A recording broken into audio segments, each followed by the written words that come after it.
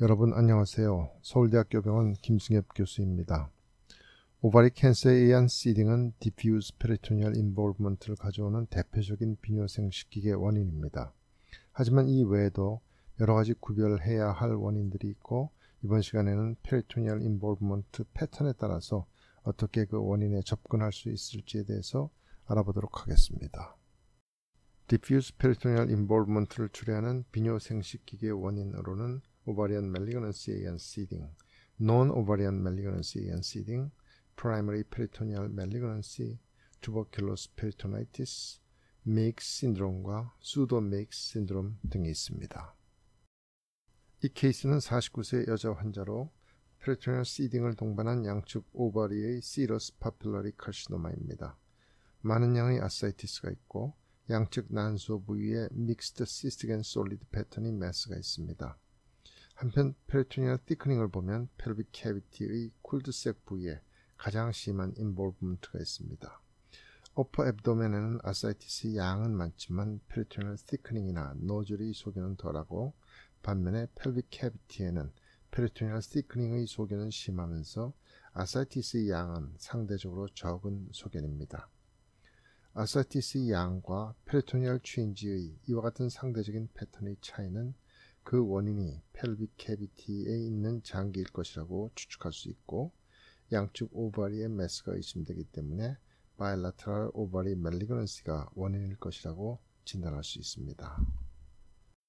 양측 오바리의 하이그레이드 시러스 카시노마를 가진 46세 환자입니다.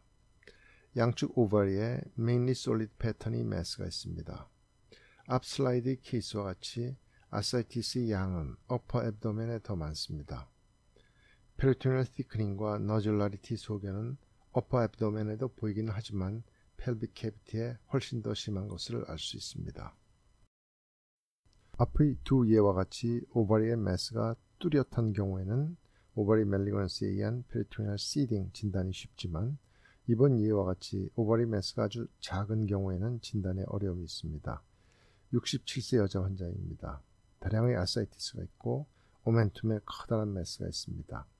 양측 오바리 부위에 irregular margin의 solid 매스가 있어 보이지만 매스가 크지 않아서 오바리 매스인지 아니면 페리토니얼 시딩에 의한 매스인지 구별이 쉽지 않습니다. 아사이티스 양은 펠빅 캐비티에는 상대적으로 적습니다. 오바리 안쪽으로는 매스를 만들지 않고 주로 바깥쪽, 즉 시러스 서피스에 irregular한 병변을 만들면서 early peritoneal seeding을 하는 멜리그넌시로 시러스 서피스 파필러리 카시노마라는 튜머가 있습니다. SSPC라는 약자를 씁니다. 이 환자의 진단은 양측 오바리의 SSPC와 그에 의한 extensive peritoneal seeding이었습니다. 71세 여자 환자입니다. 다량의 아사이티스와 diffuse peritoneal thickening 및 enhancement의 소견을 보입니다. 이런 부위를 보면 peritoneal thickening이 좀 더 심하고 nodularity도 있습니다. 유트러스는 정상으로 보이고 오바리 매스는 없습니다.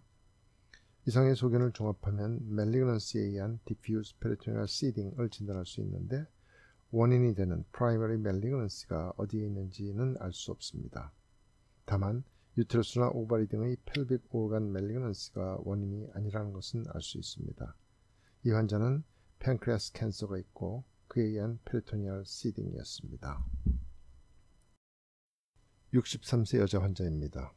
이 환자도 diffuse peritoneal involvement가 있어 보이는데 원인이라고 생각되는 도미넌트 매스는 보이지 않고 몇 군데 작은 솔리드 매스들이 보입니다.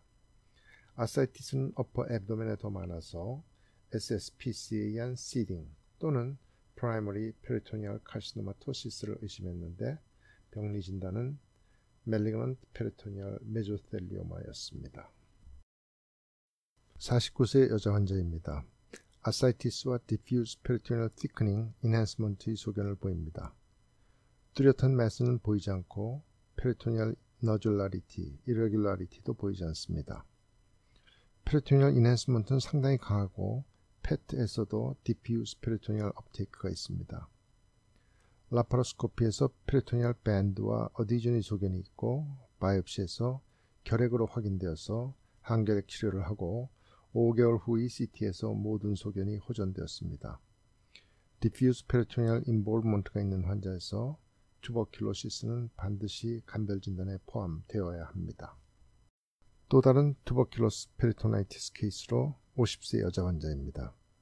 CT에서 아사이티스와 diffuse peritoneal thickening과 enhancement 소견을 보입니다. 라파로스코피 소견입니다. 메익스 신드롬은 미국 하버드 대학 산부인과 교수인 닥터 메익스의 이름에서 유래한 신드롬입니다. 트라이아드로 비나인 오버리언 튜머와 함께 아사이티스와 플로럴 이피전이 있습니다. 원인이 되는 비나인 오버리언 튜머로는 오버리언 파이브로마, 파이브로티코마, 그래뉴로자 셀 튜머 등의 섹스코드 스트로멀 튜머가 대표적이고 브레너 튜머도 원인이 될 수 있습니다. 아사이티스와 프로에피전의 발생 기전에 대해서 닥터 메익스는 매스에 의한 페리토니얼 이리테이션이 원인일 것이라고 했고 다른 여러 사람들이 여러 가지로 설명하려 했지만 아직 정확히 밝혀지지는 않았습니다. 원인이 되는 오바리 튜머를 제거하면 아사이티스와 프로에피전도 좋아집니다. 여기 보는 예는 파이브로티코마에 의한 메익스 신드롬 케이스입니다. 메익스 신드롬과 비슷하게 보이지만 다른 경우로 수도 메익스 신드롬이 있습니다. 멜리그넌트 오바리 튜머 환자에서 아사이티스나 프로에피전이 있는데 시딩에 의한 것이 아니고 메익스 신드롬에서 같은 기전의 non 멜리그넌트 아사이티스나 프로에피전이 동반된 경우를 말합니다. 이 경우에도 오바리 튜머를 제거하면 아사이티스나 프로에피전은 좋아집니다. 41세 여자로 라이트 오바리의 뮤시너스 아데노카시노마 환자입니다.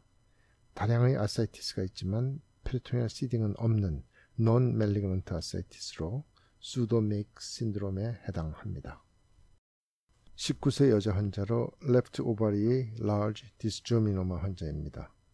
동반된 아사이티스와 프로에피전은 시딩에 의한 소견이 아니어서 역시 수도 메익스 신드롬에 해당하며 수술 후 아사이티스는 사라지고 다시 생기지 않았습니다. 이번 시간을 요약하면 아사이티스와 페리토니얼 인볼브먼트의 패턴은 원인에 따라 다르다는 것입니다.